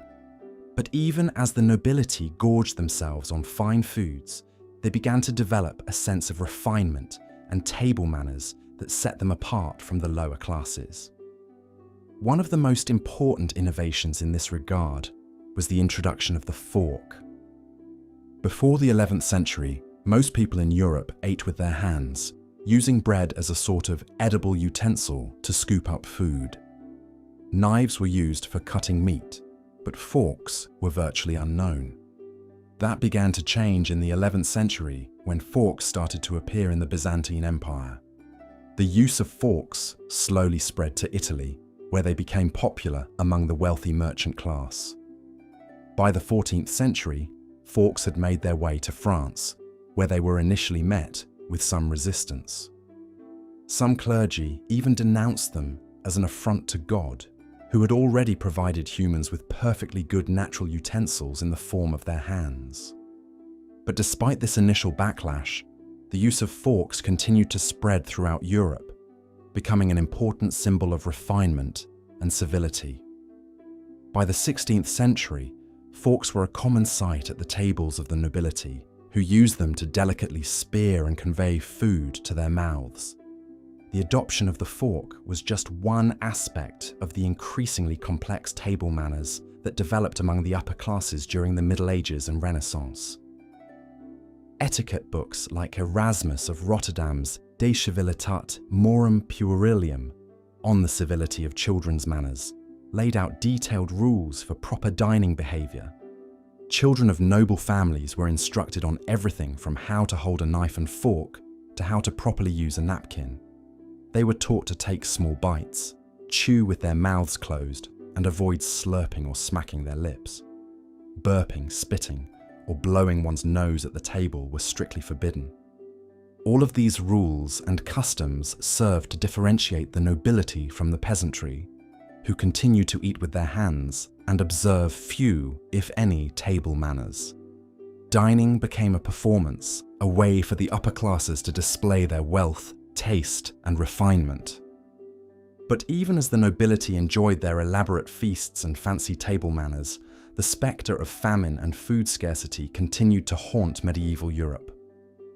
Perhaps no event illustrates this better than the Black Death, the devastating plague that swept across the continent in the 14th century. The Black Death arrived in Europe in 1347, likely carried by fleas on the backs of rats that hitched a ride on merchant ships from Asia. The disease spread like wildfire, moving from port cities to the countryside, killing indiscriminately along the way. By the time the worst was over, an estimated 30 to 60% of Europe's population had perished. The effects of this massive population decline on the food supply were complex and far-reaching. On the one hand, with fewer mouths to feed, there was theoretically more food to go around for the survivors. Wages for labourers also increased, as the shortage of workers gave them more bargaining power. But the plague also disrupted the delicate balance of medieval agriculture. With so many farmers and labourers dead, there was no one to tend the fields or bring in the harvests. Crops rotted in the ground, and livestock wandered off or died. The result was widespread food shortages and famine, even in areas that had been relatively spared by the plague. To make matters worse, the plague was often spread through contaminated food sources. Fleas from infected rats could easily make their way into grain stores, spreading the disease to unsuspecting consumers. Diseased cattle, too weak to resist the infection, could pass the plague on to humans through their meat or milk. In their desperation, people resorted to eating all sorts of unsafe and unpalatable foods. Accounts from the time describe people eating rotten meat, dice. Let us return now to the opulent feasts of the wealthy and highborn in medieval Europe. While the lowly peasants subsisted on thin pottages and stale crusts, the nobility gorged themselves on sumptuous banquets featuring all manner of exotic delicacies. Imagine a grand hall lit by flickering torches and massive fireplaces. Long wooden tables groan under the weight of countless dishes. At the head table, a portly lord tears into a roast swan, fatty juices dribbling down his many chins. He chews noisily, smacking his lips, as a servant hastily replaces the bird with an even rarer treat, a roast peacock, its colourful plumage painstakingly replaced after cooking. The ladies and gentlemen seated at the high table reach greedily for the choicest morsels. They slurp down oysters and mussels. They crunch into lampreys, jawless eel-like fish that were a particular favourite of the English kings. Henry I was said to have died from eating a surfeit of lampreys. One can only imagine the gastric distress caused by such a slimy meal. But the real showstopper of the medieval feast was undoubtedly the subtlety. These were elaborate creations of sugar, marzipan and pastry, crafted into fanciful designs. A popular subtlety was the cockentrice, the front half of a capon sewn onto the back of a piglet, then roasted and gilded. The effect was a disturbing hybrid creature, but the lords and ladies marvelled at the artistic spectacle even as they devoured its flesh. As the feast progressed and the wine flowed freely, inhibitions lowered and behaviour grew unruly. Diners wiped their greasy hands on the tablecloth or their neighbours' sleeves. They gnawed on bones and tossed the scraps to the dogs fighting under the tables. Loud belches were a sign of appreciation to the host. The gluttonous excess on display was staggering. Records show one feast given by the Earl of Warwick in 1470 included 14 oxen, 12 pigs, 140 sheep, and 1,300 eggs among countless other delicacies. The nobility justified such consumption by claiming they needed more nourishment to fuel their superior bodies and minds. Gluttony was a forgivable sin among the powerful. Perhaps no one embodied this mindset more than King Henry VIII. The tyrannical ruler was renowned for his enormous appetites and his enormous waistline. In his youth, Henry had been a trim and handsome man. But by mid-life, the king's suit of armour required a 54-inch waist to accommodate his growing girth. His suits had to be let out repeatedly as his weight ballooned. What fueled Henry's expansion? A typical day of meals for the king was recorded in one of his royal palaces. For breakfast, he consumed a relatively modest spread of ale, bread, and fish. But the rest of the day more than compensated. At 10 a.m., Henry sat down for his main meal. He'd start with pottage, to be sure, but then moved on to heartier fare. Hare, pheasant, venison, all were regularly on the menu, washed down with plenty of ale and wine. Beef was a particular favourite of the king. One year, the royal kitchen at Hampton Court Palace went through 8,200 sheep and 2,330 deer to satisfy his cravings. A few hours after the midday meal, Henry would call for a snack, This could be a meat pie, a sweet custard, or one of his beloved marrow pies filled with rich bone jelly. For dinner, another full meal was served. More meat, more puddings, more ale. It's estimated the king took in around 5,000 calories per day. Combined with his waning physical activity, it was a recipe for severe obesity. As Henry's weight climbed, so too did his health problems. He suffered from painful gout, swollen legs, and likely type 2 diabetes. By the time of his death, the king's mobility was severely limited. His enormous coffin required 16 yeomen from his guard to carry it. In the end, Henry VIII's colossal appetites had become his downfall. But Henry was far from the only noble whose eyes were bigger than his stomach.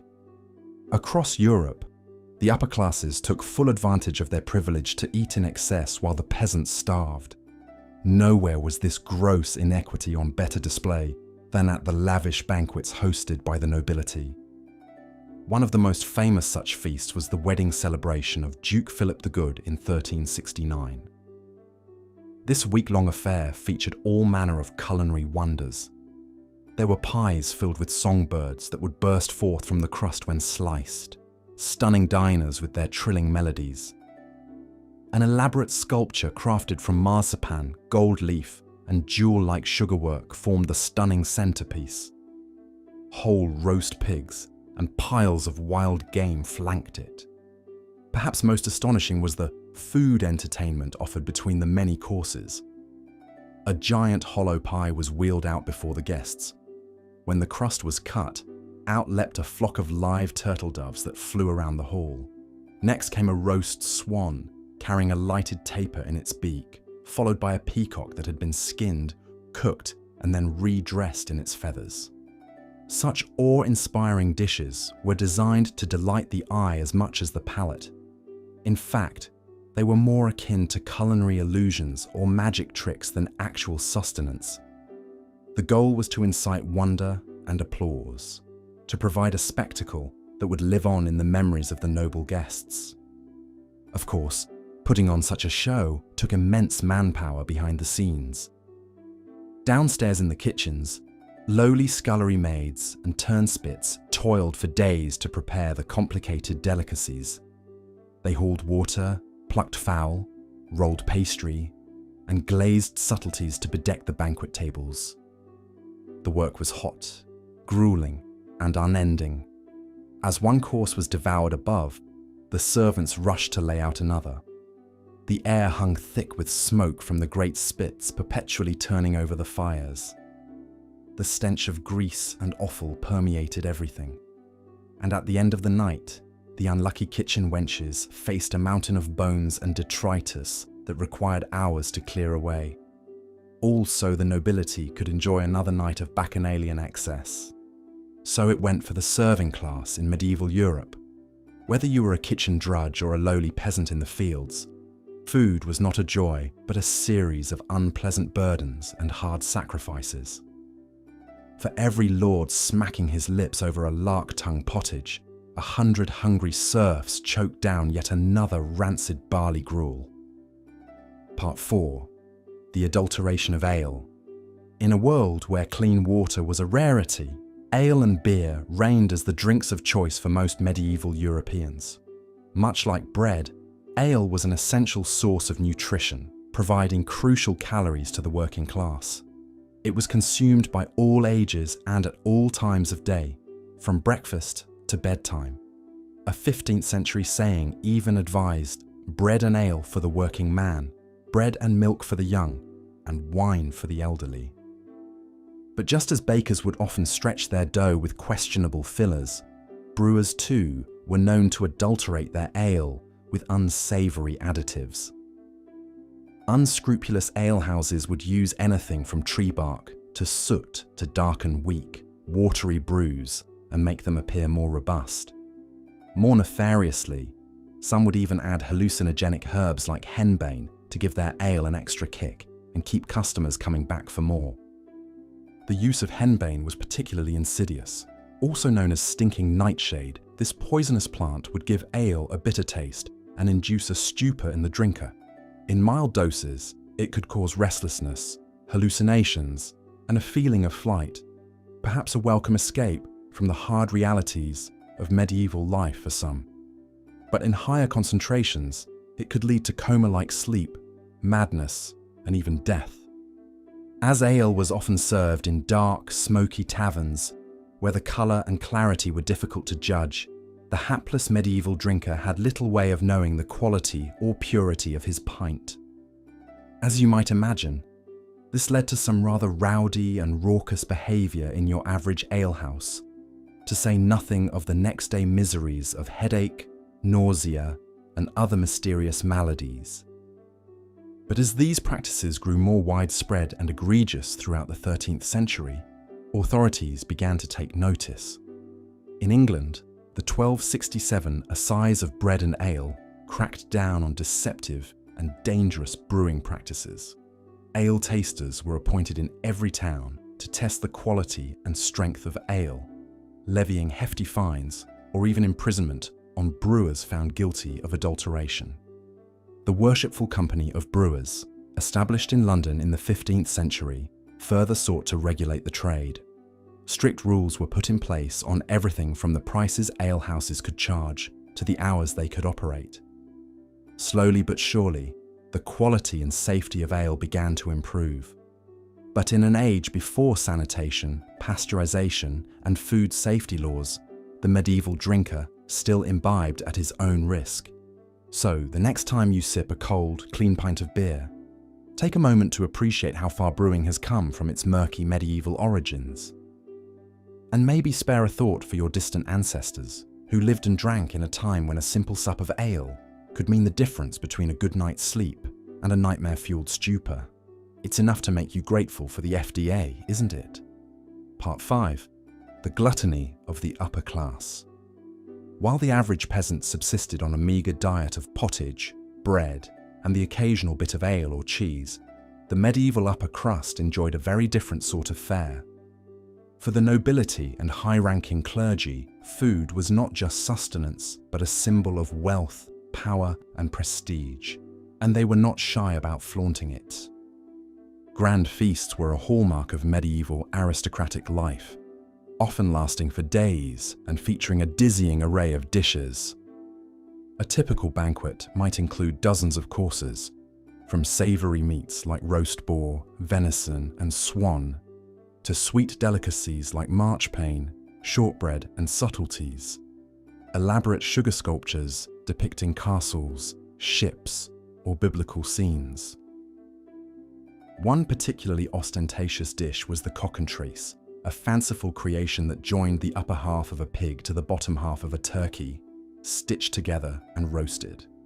Another was the figgy pudding, a dense cake studded with figs, dates, and spices, and drenched in brandy before being set aflame. Lampreys, a type of jawless fish, were also prized for their rich flavour and luxurious texture. But perhaps no one embodied the excess and gluttony of the medieval upper class, quite like King Henry VIII of England. Known for his enormous appetites in all areas of life, Henry's legendary feasts were orgies of indulgence. His cooks would prepare up to 14 dishes per course, with a total of 7 courses served throughout the day. For breakfast alone, Henry would consume a staggering 5,000 calories, washing down plates of mutton, chicken, and beef, with a gallon or more of ale.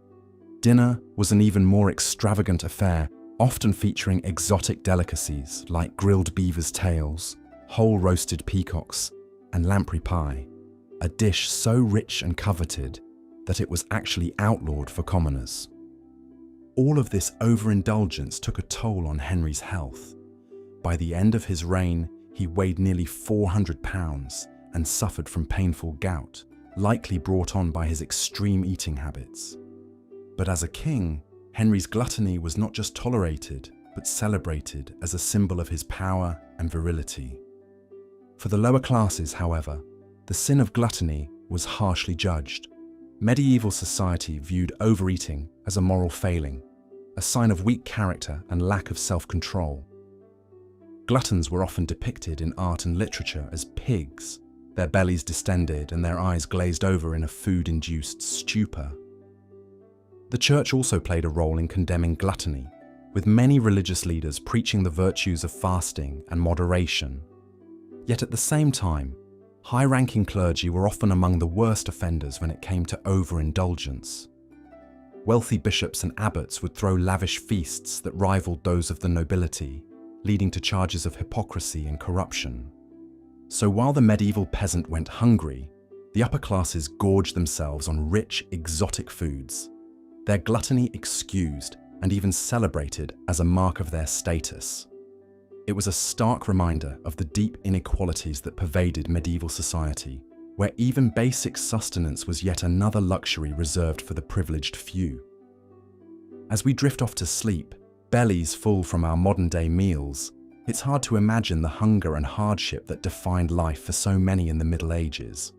But perhaps we can take a moment to savor and appreciate the simple joy of a nourishing, fulfilling meal, a joy that our medieval ancestors, high and low alike, could only dream of.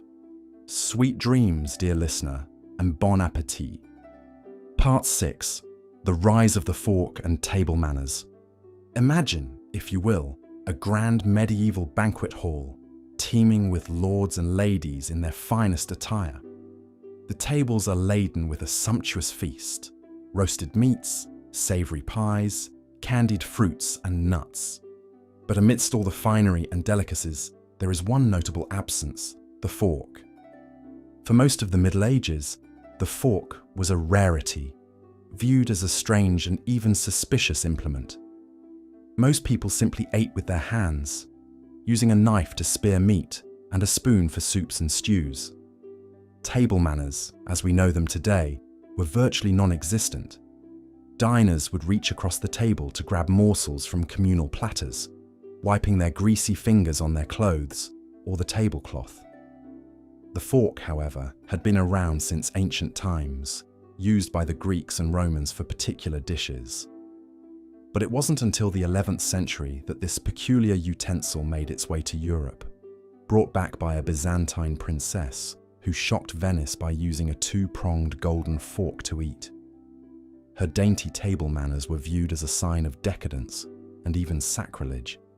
After all, didn't God give us fingers to eat with? But slowly, very slowly, the fork began to catch on among the upper classes as a way to distinguish themselves from the riffraff.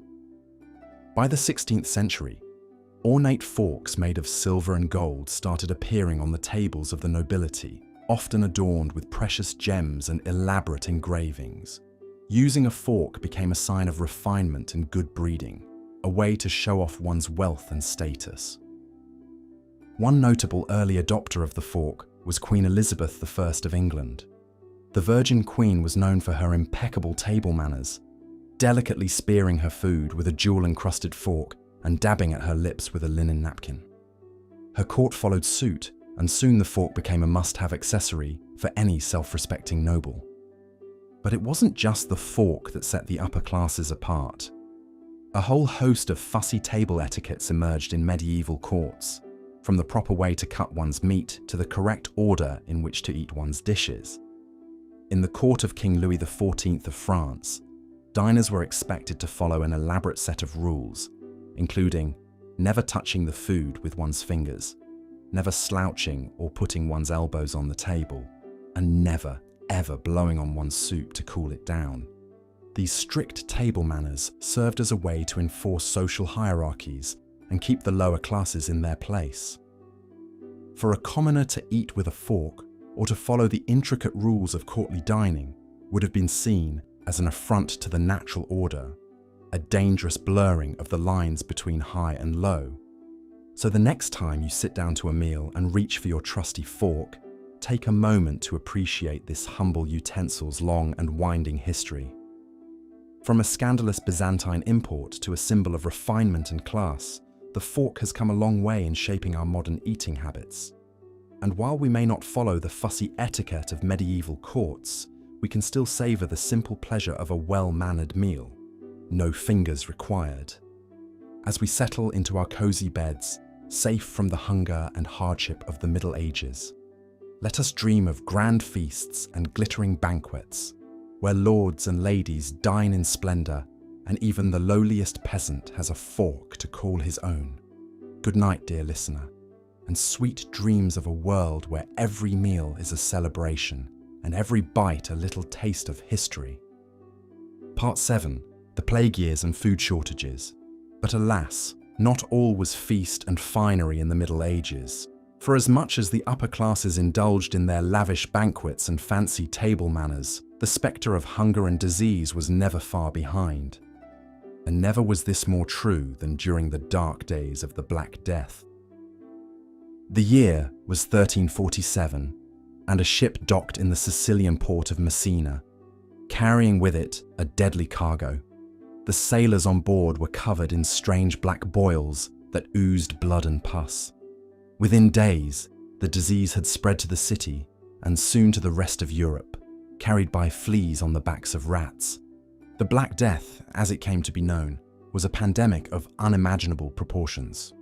Over the course of just 4 years, it wiped out an estimated 30 to 60% of Europe's population, leaving entire villages abandoned and fields untended. It was a time of unimaginable horror and suffering, with many believing that the end of days had truly arrived. As the plague ravaged the countryside, food shortages quickly followed. With so many peasants sick or dead, there was no one to tend the crops or care for the livestock. Grain rotted in the fields, dairy cows went unmilked, and meat spoiled without anyone to salt or smoke it for preservation. Those who survived the initial outbreak often found themselves facing an even slower, more painful death from starvation. Desperate people resorted to eating anything they could find, from diseased cattle to rotten meat crawling with maggots. There were even reports of cannibalism, with starving villagers digging up the recently dead to fill their empty bellies. In the cities, the situation was even more dire. As the wealthy fled to their country estates, the poor were left to fend for themselves in the filthy, overcrowded slums. Food prices skyrocketed as supplies dwindled, and many were forced to subsist on little more than bread and water. The stench of death and decay filled the air, as corpses piled up in the streets faster than they could be carted away. But even in the midst of such unimaginable tragedy, there were glimmers of hope and resilience. Monasteries and churches stepped up to provide what little food and comfort they could, opening their doors to the sick and the starving. In some villages, survivors banded together to share what meager resources remained, pooling their crops and livestock for the common good. And through it all, the human spirit endured. People found solace in their faith, in their families, and in the simple joys of a warm meal and a full belly. They told stories and sang songs to keep their spirits up, even as the world seemed to crumble around them. And slowly, painfully, life began to return to a new normal. The Black Death left an indelible mark on medieval society, one that would reverberate for generations to come. It forever changed the balance of power between the rich and the poor, as the sudden scarcity of labor gave peasants newfound bargaining power. It also spurred a wave of religious fervor, as many sought to make sense of the senseless suffering through prayer and penance. But perhaps most importantly, the plague years taught us the fragility of life and the preciousness of the simple things we so often take for granted: a warm meal, a loving family, a safe place to lay our heads at night. It is a lesson that echoes through the centuries, reminding us of the resilience and strength of the human spirit in the face of even the darkest of times. So as we drift off to sleep, let us hold fast to that spirit of hope and perseverance. Let us dream of a world where every person has enough to eat, where every meal is a celebration of life and love and community. And let us wake with a renewed appreciation for the simple joys and blessings that surround us, even in the midst of hardship and uncertainty. Good night, dear listener. May your dreams be sweet and your belly always full, and may the lessons of the past light our way towards a brighter more nourishing future for all. Conclusion. As our journey through the annals of medieval food draws to a close, we are left with a bittersweet taste in our mouths. For most people living in the Middle Ages, eating was not a joyous occasion, but a daily struggle against hunger, disease, and scarcity. From the bland pottages and mouldy bread of the peasants to the adulterated ales and rancid meats of the plague years, food was more often a source of suffering than of sustenance. And yet, even in the darkest of times, there were glimmers of light and humanity. The exotic spices that brightened up a monotonous diet, the grand feasts that celebrated life's milestones, the rise of the fork and table manners as a sign of civilization and progress. These small joys and triumphs remind us of the enduring human spirit, of our ability to find beauty and meaning even in the most challenging of circumstances. Today, we live in a world of unimaginable abundance and variety when it comes to food. We can savor cuisines from every corner of the globe, indulge in once rare delicacies like chocolate and coffee, and enjoy meals that are safe, sanitary, and satisfying. It is a privilege that our medieval ancestors could scarcely have dreamed of, and one that we should never take for granted. But perhaps the greatest lesson we can take from the history of medieval food is one of gratitude and perspective. For all the hardships and privations of the past, people still found ways to come together over a shared meal, to celebrate the simple joys of flavor and fellowship. They remind us that food is more than just fuel for our bodies. It is a source of comfort, of connection, of culture and identity. So the next time you sit down to a warm, nourishing meal, take a moment to savor the flavors and textures, to appreciate the love and labor that went into its preparation. Take a moment to give thanks for the abundance and variety that surrounds us, and to remember those who came before us, who struggled and survived on so much less. And most of all, take a moment to cherish the simple joy of breaking bread with those we love, of coming together in communion and community. For in the end, that is what food is all about. Not just sustenance for the body, but nourishment for the soul. Thank you for joining me on this journey through the fascinating and often fraught history of medieval food. I hope that these tales of hunger and hardship, of feasting and fellowship, have filled your dreams with a new appreciation for the simple pleasures of the table. May you always have a warm hearth and a full belly, and may the echoes of the past never be far from your thoughts as you drift off to sleep.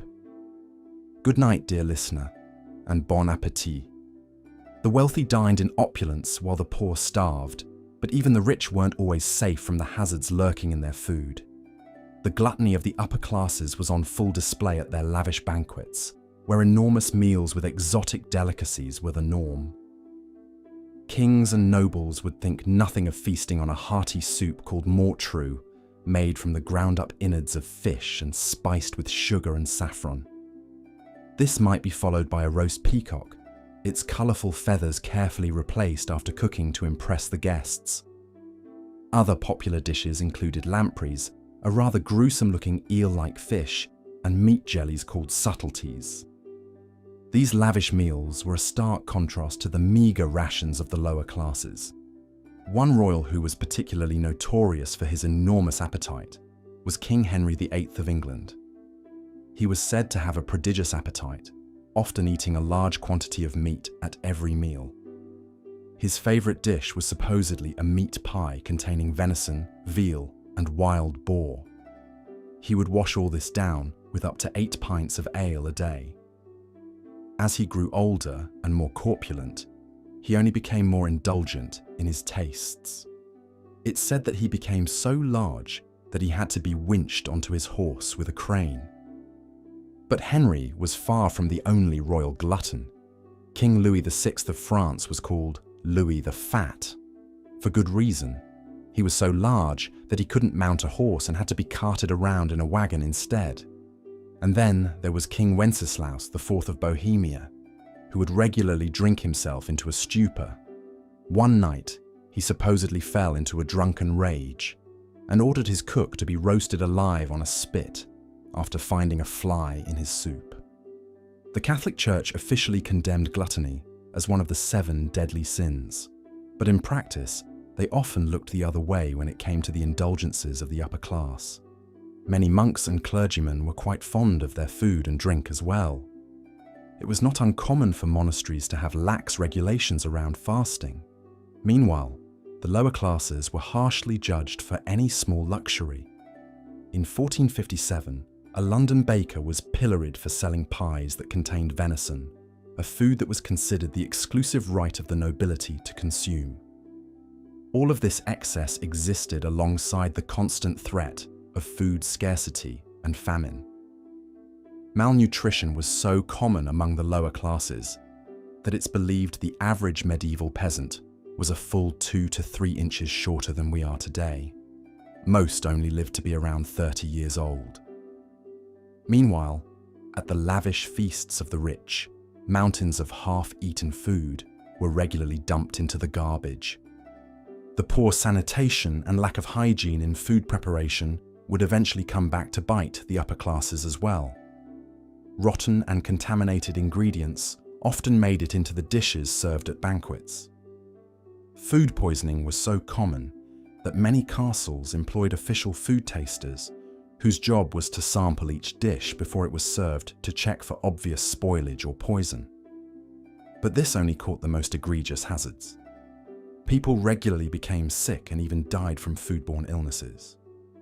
And they had little understanding of the danger, often attributing such maladies to curses, bad humours, or God's will. Concepts of food safety were very primitive. Cooks worked in cramped, dark and dirty castle kitchens. Rats and insects were often mixed into the food stores. The widespread use of lead glazes in cooking pots slowly poisoned people over time. And the complete lack of refrigeration meant that meat and dairy quickly spoiled. The upper class's desire for the freshest possible ingredients led to some rather unsavoury practices. Calves and pigs were sometimes cut open while still alive so that the meat could be cooked immediately. Eels might be skinned and sliced while still wriggling. Such cruelties were overlooked in the pursuit of culinary perfection. But even with all their wealth and power, the rich couldn't escape the greatest scourge of the Middle Ages, the Black Death. The plague ravaged Europe in the 14th century, wiping out 1/3 of the population. It spread in part through contaminated food sources, like infected beef and grains infested with fleas. The insidious disease didn't care if you were a prince or a pauper. It cut down both the mightiest kings and lowliest serfs. Before he himself succumbed, King Alfonso XI of Castile lost his beloved wife and son to the plague. Across Europe, over 75 million people perished. The societal upheaval and labour shortages that followed only exacerbated the already dire food situation. In the aftermath, some of the ruling class tried to pass laws to keep the hungry masses in check. King Edward III of England issued an ordinance in 1349 that forbade commoners from indulging in fine meals. Item, for the outrageous and excessive multitude of meats and dishes which the great men of the kingdom have used and still use in their castles, it read, "It is ordained that no man, of what estate or condition soever he be, shall be served at dinner or supper, or at any other time, with more than 2 courses, and each mess of 2 sorts of victuals at the utmost, be it of flesh or fish, with the common sorts of pottages, without sauce or any other sort of victuals. In other words, 2 courses only, no fancy sauces, and don't even think about a 3rd entree." The plague years were a time of immense suffering across the social spectrum. But in the end, the wealthy still had a better chance of surviving a famine than the poor. They might have to cut back on their feasting and make do with cold meat pies, but a cold meat pie was still better than slow starvation. No such laws were needed to restrict the diets of the lower classes. The constant spectre of scarcity did that for them. As the Middle Ages drew to a close and the early modern period began, European food culture started to slowly transform. Global trade brought new spices, fruits, and vegetables to the continent. Cookbooks and proper cutlery became more widespread. The Renaissance saw a flowering of the arts, culture, and also cuisine. But the medieval mindset around food lingered for a long time. The sin of gluttony still applied far more to the poor than the rich. Food was still a precarious resource for most people, balanced between paucity and peril. And the enormous inequalities on the dinner table reflected the social hierarchy entrenched in society as a whole. So the next time you sit down to a simple, balanced, healthy meal, take a moment to savor it. Appreciate the varieties of fresh ingredients from all around the world, free from contamination and lovingly prepared. Enjoy it on your clean, smooth plate with a knife and fork. Relish the nutrition it provides and the energy it gives you, and be grateful that you will likely never experience the hunger and hardship that was the constant companion of our medieval ancestors. For them, food was not a joy, but a jeopardy, a battleground between scarcity and safety that defined much of their difficult lives. To eat as we do today would have been an impossible dream. As the Black Death subsided and the population slowly recovered, food supplies gradually stabilized as well. Farmers could once again tend to their crops without fear of disease, and markets bustled with the renewed trade of grains, vegetables, and livestock. But the spectre of the plague lingered in the memories and habits of medieval Europeans for generations. Many continued to avoid fresh fruits and vegetables, believing them to be dangerous to health. Spices were used even more liberally to mask the taste of spoiled meat, and the wealthy clung to their elaborate dining rituals as a way to assert their status in an uncertain world. Amidst this tenuous stability, a new era of culinary experimentation began to emerge. Cooks in noble households started to develop more sophisticated recipes, combining local ingredients with exotic spices in novel ways. Dishes like blancmange, a savory pudding of chicken, rice and almond milk, and marzipan, a sweet paste of ground almonds and sugar, became fashionable among the upper classes. At the same time, the increased availability of sugar from the Arab world and the Americas began to transform European taste preferences. Previously, a rare luxury reserved for medicines, sugar was now being used to sweeten all manner of foods and drinks. Candied fruits, sugared almonds, and honeyed cakes became popular delicacies in wealthy households. But sugar also became a symbol of the growing divide between the rich and the poor. While the nobility indulged their sweet tooth, most commoners still struggled to afford even basic staples like bread and pottage. The extravagant sugar sculptures and confections that adorned aristocratic banquet tables were a world away from the hard-scrabble diets of the peasantry. This gulf between the haves and the have-nots would only continue to widen in the centuries to come as global trade expanded and new foods flooded the European market. But for the medieval poor, these distant delicacies remained tantalizingly out of reach. For them, food remained an uncertain necessity, a daily struggle to stave off hunger with whatever meager scraps they could obtain. As we come to the end of our journey through the often grim and unappetizing history of food in medieval Europe, it's worth reflecting on just how far we've come. Today, we take for granted the incredible variety, quality, and convenience of the food at our fingertips. We can savor flavors from every corner of the globe without ever leaving our own kitchens. And for most of us, the spectre of hunger is a distant memory, not a daily reality. So the next time you sit down to a warm, abundant meal, take a moment to savor not just the taste, but the centuries of struggle and hardship that brought us to this point.